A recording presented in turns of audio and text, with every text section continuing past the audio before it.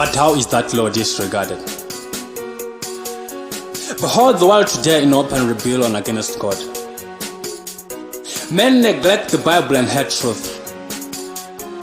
Jesus sees his laws rejected, his love despised, his ambassadors treated with indifference. His mercies have been unacknowledged, his warnings unheeded. The temple court of the human souls have been turned into places of unholy traffic.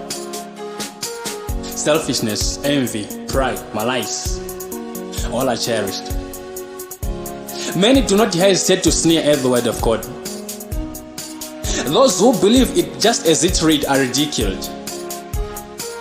There is a growing contempt for law and order directly traceable to a violation of the plain commands of Jehovah. Violence and crime are the result of standing aside from the path of obedience. Behold a well-nigh universal disregard of the Sabbath commandment. Behold also a daring impiety of those who are enacting laws to safeguard the supposed sanctity of the first day of the week. At the same time are making laws legalizing liquor traffic.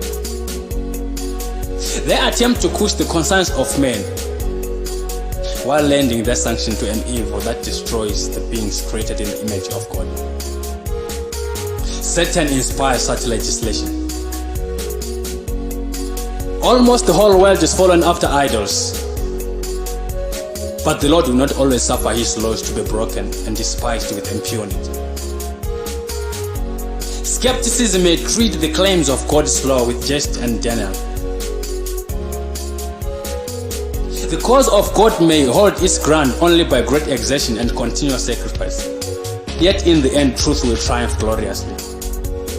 Almost the whole world, almost the whole world, almost the whole world is following after idols.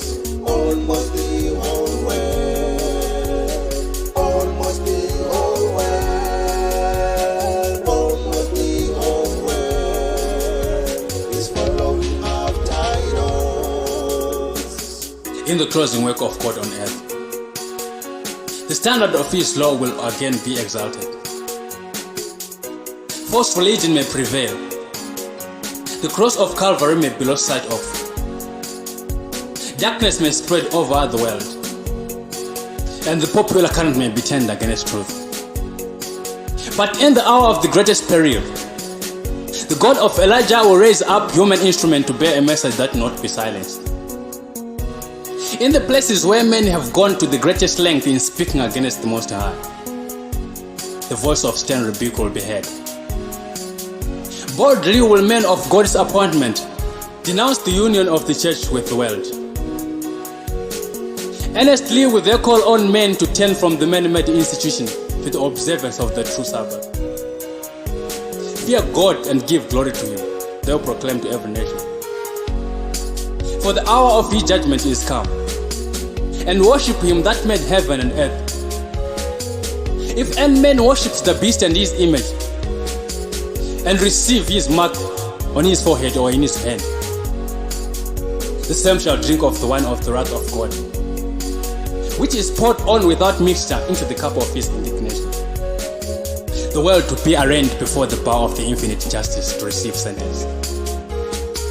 Today, as in the days of Elijah, the line between God commandment-keeping people and the worshippers of the false god is clearly drawn. How long halt he between two opinions? Elijah cried. If the Lord be God, follow him. But if Baal, then follow him. And the message for today is Babylon the Great is fallen, is fallen. Come out of her, my people, that ye not be partakers of her sins, and that ye receive not of her plagues. For her sins have reached unto heaven, and God hath remembered her.